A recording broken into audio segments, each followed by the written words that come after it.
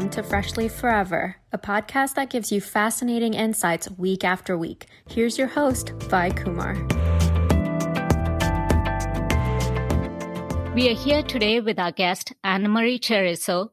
She is the founder of BringitHome and teaches mindfulness and conscious leadership in schools, hosts events, leads online courses, and speaks to groups about the importance of mindfulness, consciousness, and presence at home and in school communities. She is the host of the podcast University, a popular forum amongst college students and parents alike. She offers one-on-one coaching, family coaching, aside from all the events, classes, and workshops. AnnMarie lives with her wonderful family in Chicago and has first-hand experience in the art of parenting and balancing her life. She has co-authored the book Little Seed Journey with Stacy Hamburg. It's with immense joy that I welcome AnnMarie to the show today. Hi, thank you so much for having me. Oh, such a pleasure having you here today. The topic that I thought the listeners would be very interested in today, I kind of chose incorporating self-awareness and mindfulness in our lives. So when we hear that, I guess when anyone hears that, the first thing one would ask is, what is mindfulness? That's such a good question. And it took me forever to really understand it myself. So it's my pleasure to finally share from this really deeply embodied understanding. Mindfulness is just being present or aware in the moment, non-judgmentally. So, really great practice, for instance, would be just to take a moment right now, close your eyes if you're comfortable with that or not, and just notice what your current experience is. So you might notice sensations in the body. I notice my palms are a little sticky. I notice a grumbling in my belly, a tightness in my shoulders. And then I just breathe and I notice any feelings that are here, mostly some joy. I'm experiencing, just a lot of joy. And then paying attention to any thoughts that might be occurring. I'm having the thought, I'm hungry, it's lunchtime here. And then just letting that go, opening your eyes again. And in that moment, you become present to your experience of being human without any judgment. So one of the things that gets in the way of being mindful or aware is the chattering of the mind that is always judging whatever's going on or occurring. But in the practice of mindfulness, we're just being observers of our experience. So we're just being present to whatever's going on. We use our senses to get acclimated or related to the moment, and we're not judging.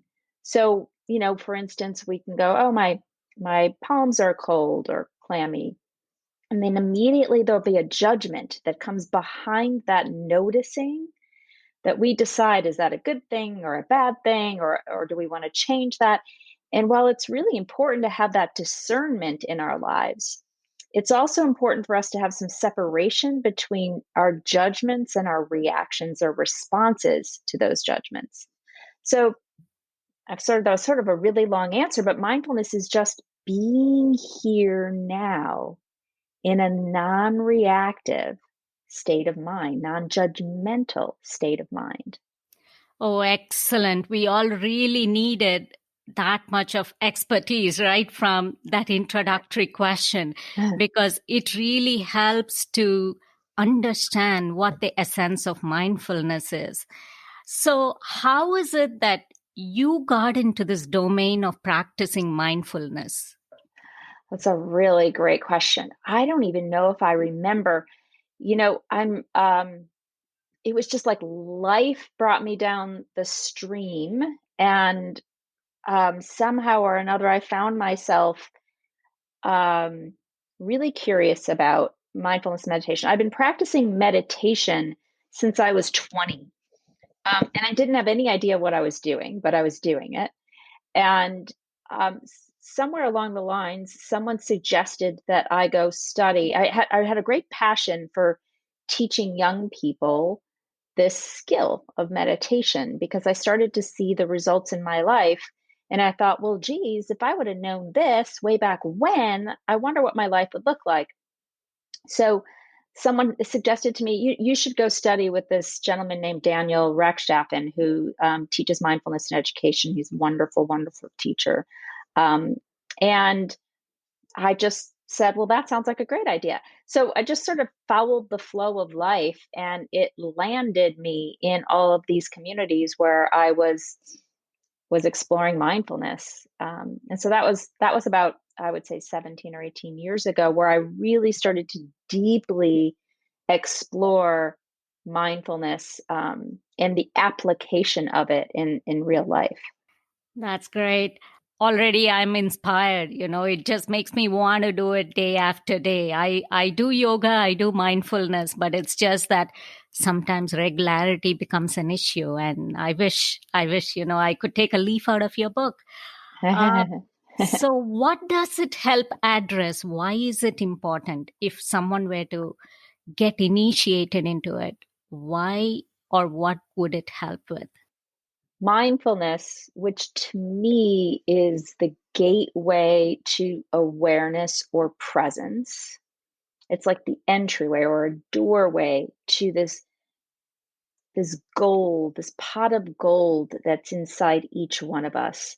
And in that pot of gold lies all of our intelligence, all of our um, our awareness, so all the juicy yumminess that makes us who we are, and all the qualities and characteristics that make up who we become in the world. And when we sit in mindfulness and stillness, we quiet the outside noise of the world, and then we get closer to tapping into that deep innate intelligence that lives within each one of us. So each one of us is gifted with this pot of gold. It's unique to you and me. Each one of us has our own little pot of gold.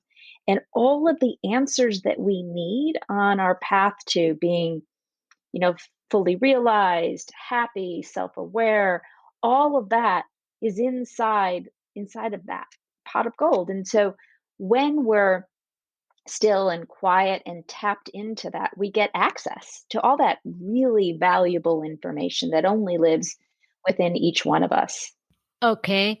We all live in this world filled with gossip. So how is it that we can alienate gossip and bring about harmony in our lives with mindfulness? Is that like a very helpful tool there, right there? Did you say gossip? Yes. There's a lot of gossip, that's for sure.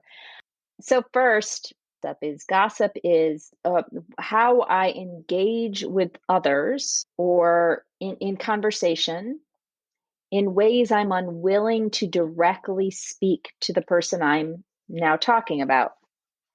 And um, my experience is that gossip creates disconnection.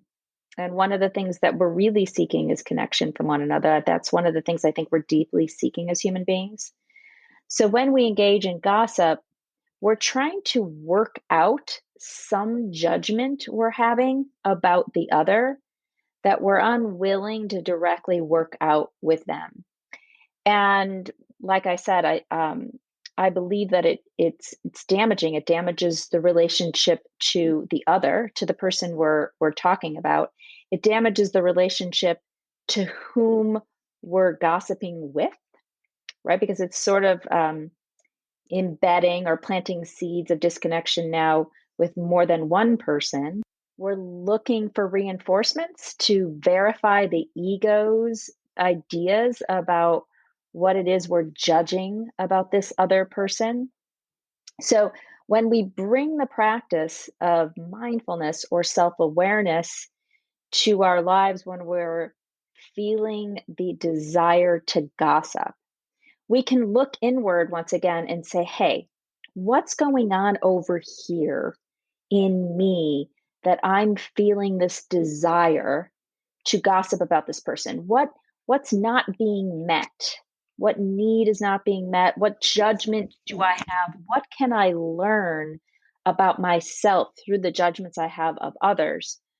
And when we get more related to what's going on, then we're more able to skillfully navigate the judgments we're having, and often we create better connections with those that we're feeling the need to gossip about, because we can be more honest, not only with ourselves, but with them. So it's almost like right at the moment when there is an intuition to want to gossip, just kind of connect within and then take a moment, just see what it brings, and then automatically it's probably resolved without the need to even gossip about it, correct?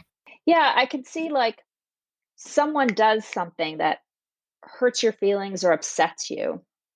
And one of the first things you're inclined to do, right, is pick up your phone and text someone. Can you believe he said that, or she said that, or did that, or can you believe this happened? Or so it's like this, this rush of emotion rises up. And then we react by acting outwardly. But if we take a moment to pause and get related to, like, wow, what's going on over inside of me? He or she said or did something, and I have a reaction to that. If I bring mindfulness and awareness to my reaction, I get to know myself, like, wow, ooh, maybe I'm a little hurt, or maybe I'm a little scared. What's actually going on over inside me that needs tending, that needs attention? So I can go over here and I can go, wow, I got scared when they said that, or I felt I hurt my feelings when I heard them say those words. So now I can have agency over my own experience, and then I get to decide how I want to be in relationship to not only them, but what they said or how they said it. Because we're big, giant story making machines over here. The mind is really good at making up stories.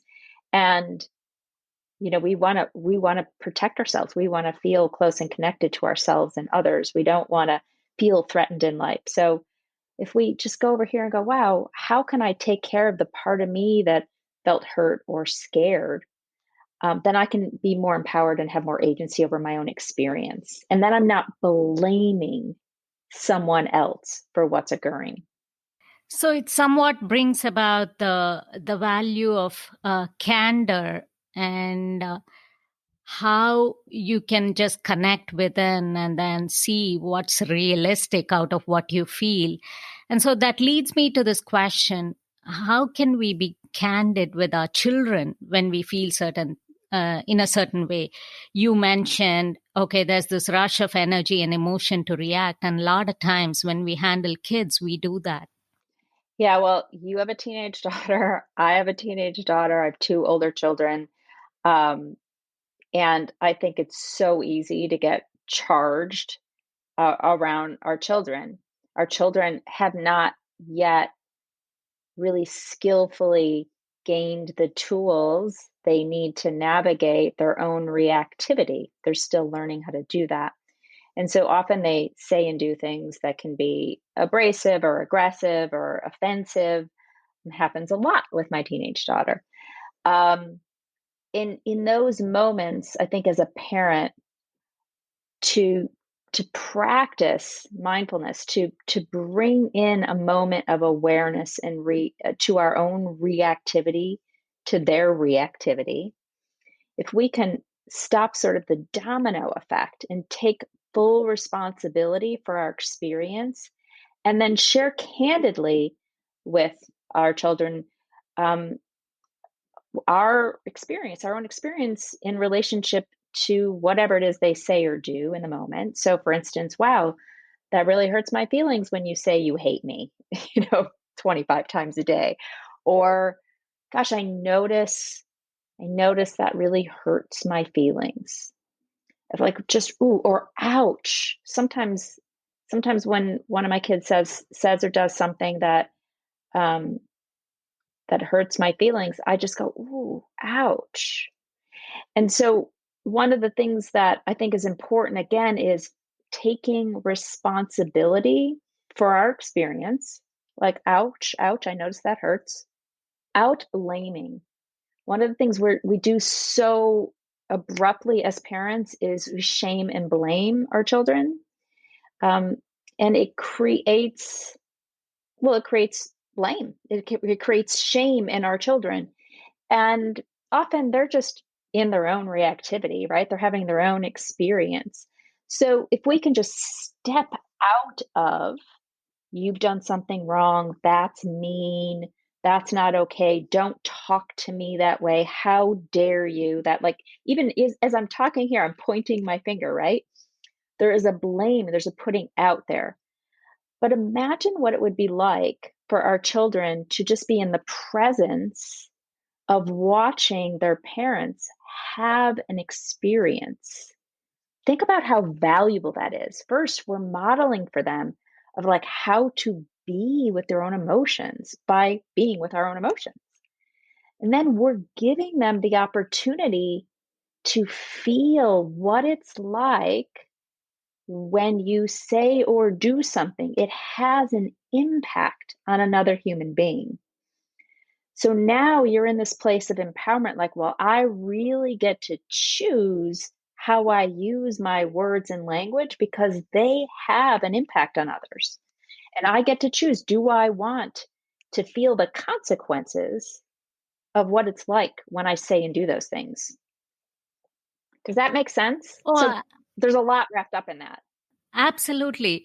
And so that just makes me wonder when any of us get emotional, either them or us or anyone for that matter, does it cause like energy blocks, or how important is it then to regulate energy flow in the body for any specific reason? Like it could be any illness, anything.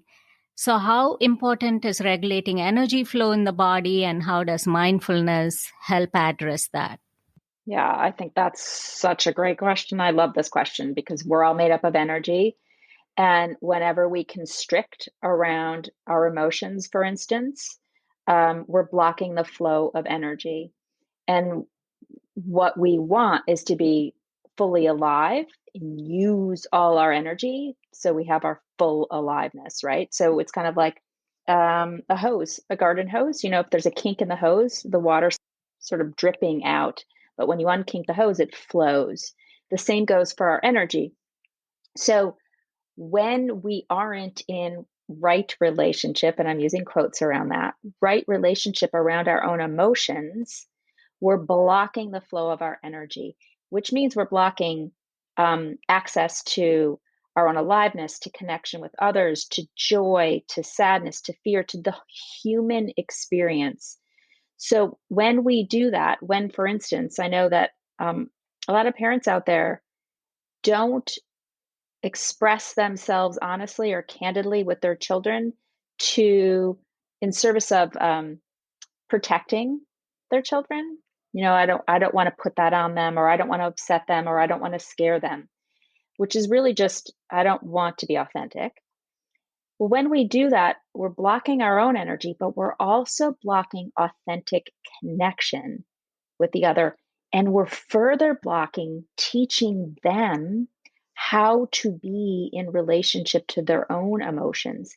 And we're lying to them because, by the way, they sense it. Like they know. We all know when one another as human beings are blocking our real felt experience. We sense it in one another. I mean, we're energetic beings. We can't deny that.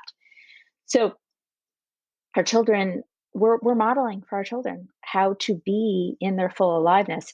And if we can show them by modeling honestly and authentically and non-judgmentally, remember mindfulness is being in the presence of what's occurring non-judgmentally. We can just be in the presence of our experience non-judgmentally. We're then showing them how to do the same. Got it. So how is it that we cultivate presence and unconditional love in our lives? Is that like a way what you just related to? Would that just fall into those category of how it helps us cultivate presence and unconditional love? I mean, it's sort of my lifelong journey, right? Cultivating unconditional love, which I think that is on like enlightenment. If we get to unconditional love, I imagine we've gotten closer to whatever I imagine enlightenment is. But for me, when I think about presence and unconditional love, it's being in the presence and accepting everything as it arises. Once again, I'm throwing in that non-judgmental piece. So, you know, coronavirus. Can we accept coronavirus just as it is without judging it as good, bad? Can we accept getting sick just as it is rather than good or bad, right? There's no right or wrong here. Can I unconditionally accept whatever is occurring? My child's tantrum, my child acting out, my child using drugs, my child rebelling, my child getting great grades, my child not getting good grades, like whatever is occurring, we receive it as a gift for our own evolution, our own opportunity to be in this practice of non-judgmental, loving awareness. And I think that's the greatest challenge. And that's where mindfulness comes in, because we're building that muscle every moment of every day. Can I be in this practice in these very small ways and in these very big ways? Does that answer that for you, Vi? Oh, yes. Back in a moment with our guest on Fresh Leaf Forever.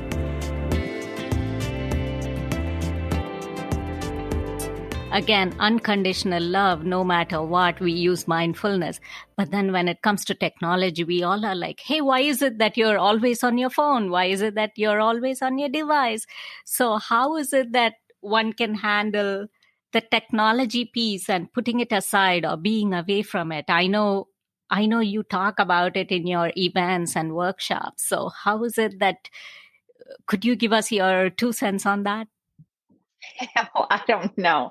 I have like 222 cents on it. Like, I don't know. I haven't figured this one out yet, but like technology and teens, if you will, where my focus of attention has been lately. I got to tell you, I have fear around the use of technology and how it's impacting the brain. And I haven't yet figured it out. I have a lot of judgments about technology right now. I don't know if you've seen The Social Dilemma yet, but it was a really great movie. I highly recommend you and listeners go watch it. Um, and I dance in this playground of, well, this is here now. This is what's happening. This is what's occurring. Can I fully accept it? And at the same time, I can see how it's impacting young people's brains, and how much disconnection I judge it's creating. And then I also go way all over into the other side going, well, I don't actually know how technology is of service to, to greater humanity. Like, I don't know what's supposed to be happening as a result of technology. But I do know it's a struggle here in my own life, in my family life, with my husband, with my kids, and with me. I have trouble with technology. Do you ever take time away from technology? Yeah, a lot. I do my best. Um, I've recently, a new practice of mine has been, for the month of November, I made a commitment to read 15 minutes a day for pleasure. Because often I read lots of spiritual and self-help books and mindfulness books. I'm reading a lot to learn, but I rarely read for pleasure. And so this month, I started 15 minutes a day, and it was really hard because, of course, my phone is right next to me on my hip at all times. So it would buzz and I would go look, or it would ring and I would grab a call. And then that 15 minutes became, 45 minutes, and I would get 3 pages in and I wouldn't accomplish much. So what I decided to do was I was going to make those 15 minutes technology free. I set a timer on my phone for 15 minutes, and I would just read straight for 15 minutes without allowing myself to be interrupted by any technology. And the phone would buzz and I would see my reaction, like my brain-based reaction that wanted to respond. And I would take my mindfulness and go, oh, look, isn't that interesting? You want to check your phone. Look at how that adrenaline is coursing through your veins. Look at how curious you are. Look at how I'm afraid. Like, one of the things that I notice when my phone buzzes, I get afraid, like I'm missing something or someone needs something right away. As a mother, I'm always like, I have to be connected to my phone. I have to be connected to my phone. What if my kids need something? So I just watched all of that occur in me. And sometimes I would step away from reading and just observe my experience. And then, as quick as I did that, I would go back to reading. And what I noticed over this past month is I started to develop my attention span. So it was getting longer and stronger. And I was able to attend to what I was reading for longer periods of time. And it was really challenging. So that's a small way in which I have been doing it this month. And then there are lots of ways when I go on retreat, when there's bigger experiences, I put my phone away for days and things like that. Oh, that's good to know. Is breakfast or say lunch or dinner, any time that we eat, would that be like a good time to take a break from the phones or any other devices that we use? Yeah, at dinner time in our house, phones, go in the basket, on the table, on the desk, and every now and then I hear a buzz and someone's sitting on their phone and they didn't put it in the basket. But in our home, dinner times are technology-free times. That's maybe 20 minutes, but it's something. Other times were family moments in the car. If I'm driving alone with my kids, I ask them to be off their device. I don't always win, but I'm constantly asking. Yeah, particularly when I'm one-on-one with my children, I'm asking them to put their phone down. And often it's like they're not looking at it. I'm holding the phone right now. They're not looking at it, but they're holding it, and I'll invite them, please put it down on the table and turn off the buzzing so that I can have your full attention. One thing I want to comment on is one thing my kids are better at than I am is the ability to attend to two things at once. So I cannot text and hear them at the same time. My kids seem to be better at hearing me and texting or doing whatever it is they're doing on their device at the same time. And so I do wonder if their brains are being wired differently purposefully. Like if there's some greater reason that their brain is being invited to multitask, because I can't do it. I don't know about you, but I can't. Well, I have a hard time too, but I guess it's the new generation. We all didn't grow up with smartphones, and so we all grew up talking to mom and dad, and we enjoyed family time. And I'm sure, you all did. I know the family so well, so I can attest to that. But I guess it's just the new dimension that we are all wrestling with, if you will. It's true. They all live in a different world. Yep. Yeah. So, how is it that we can inculcate this habit of mindfulness in children? So, how do you teach them to connect to themselves and others through mindfulness? Well, this was one of my great passions. First of all, children come into the world already mindful. So it's not necessarily something that we need to teach them. It's just something that we need to remind them by our own actions and behaviors. So just by being in the world, they unlearn mindfulness through their interactions with us and others. So the most important thing I think we can do as adults in the lives of young people is practice ourselves and model. That's first and foremost. And then it's all about engaging, really engaging with them and their experience. So when they're really, really little, 4 and 5, I used to go into classrooms in schools around the city and teach teachers and preschool kids on how to practice mindfulness. And it was so fun because they were already like in a state of curiosity and openness and awareness and the fullness of their emotions. They can go from being in a state of pure joy and excitement 1 minute to great despair and grief the next minute. And all they're doing is being with the flow of their own experience. So they're teaching us actually what mindfulness is all about. No 4-year-old child sits and thinks for a moment before they express themselves emotionally about whether or not this is an appropriate time or place to be expressing my great joy or my great sadness. They just have their experience. So I think modeling, and then also really paying attention to how we are in the presence of our young people when they're in the presence, in their own presence of mindfulness or awareness. So really allowing and creating space for those experiences to organically rise up. So we're planting the seeds in them so that they can continue to foster that. It's already there. It's like an acorn. They've already got it. It just needs to be, those seeds need to be watered. So just the innate qualities in them, we just sort of embellish them and bring it out into the limelight, correct? Yeah, it's a beautiful way to say it. Embellish those innate qualities. Okay.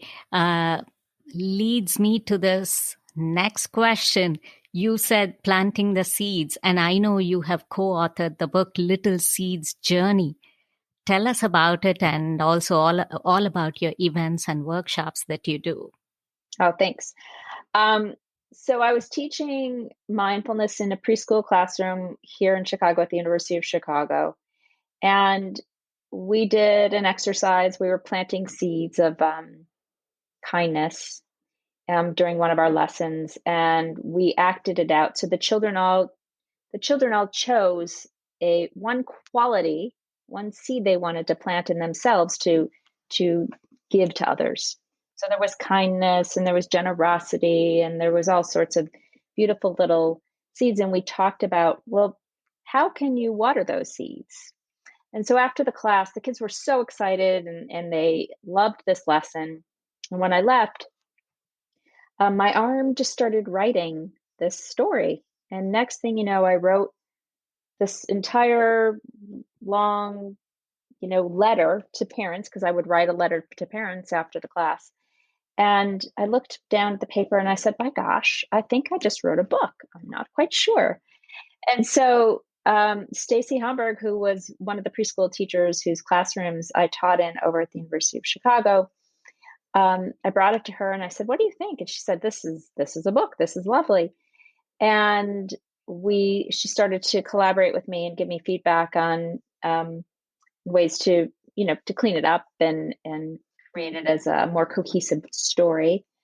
And so, we co-authored this book, and it turned into this lovely project that I was so honored to co-create with her and this beautiful artist named Molly Cranch, who created all the drawings.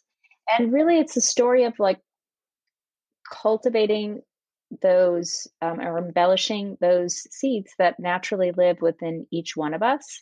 And it's just a little guidebook for how we can do that for ourselves and for our children.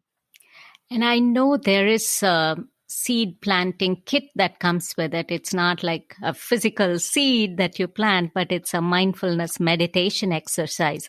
Can you tell the listeners a little bit more about that? Sure. Well, it is a physical seed. So Oh, sorry, I'm mistaken. Okay, I No, thought it was just, it was a very nice term coined there to, reflect the idea of mindfulness, but glad it's a seed as well.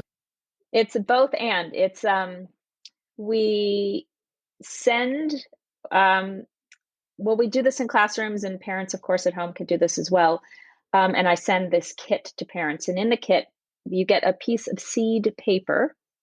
So the paper is made with seeds, and we have the children write a wish or set an intention for what they want to plant in themselves and what they want for the world. So maybe they want more kindness or more empathy or more compassion, and depending on how old the child is, we get more sophisticated with our intentions.